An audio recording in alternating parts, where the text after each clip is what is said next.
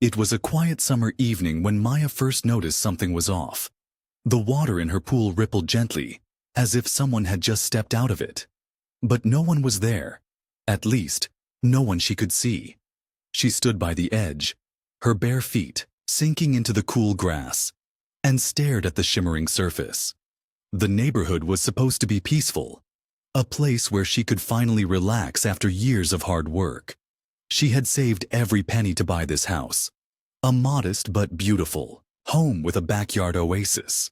The pool was her pride and joy, a symbol of the life she had built for herself. But lately, it felt like something, or someone, was trying to take that away from her. Maya wasn't the type to jump to conclusions. She gave people the benefit of the doubt, even when they didn't deserve it. But the signs were hard to ignore. The gate to her backyard, which she always kept locked, was mysteriously ajar one morning. A towel she didn't recognize was left draped over a lounge chair. And then there were the whispers. Subtle, snide comments from her neighbors that she couldn't quite prove were directed at her.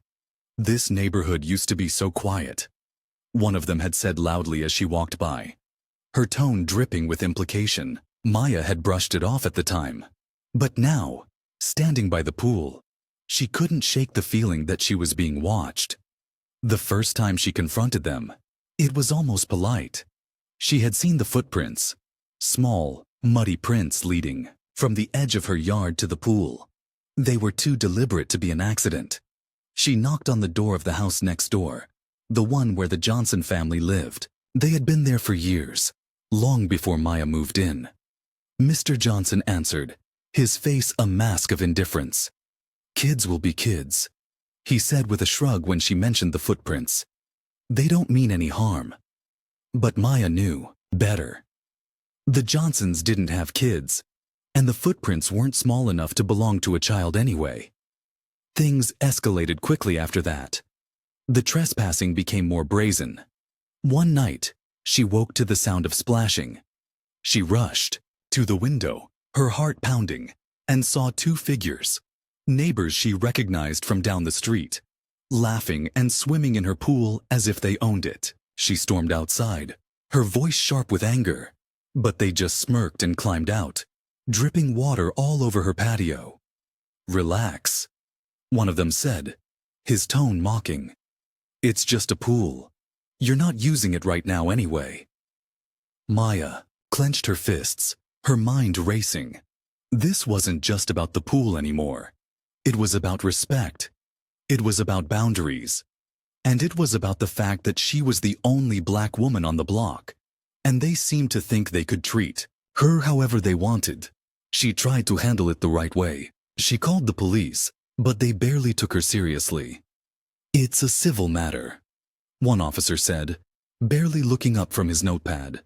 She installed security cameras, but they were tampered with within days. She even tried talking to the neighborhood association. But the meeting turned into a thinly veiled attack on her.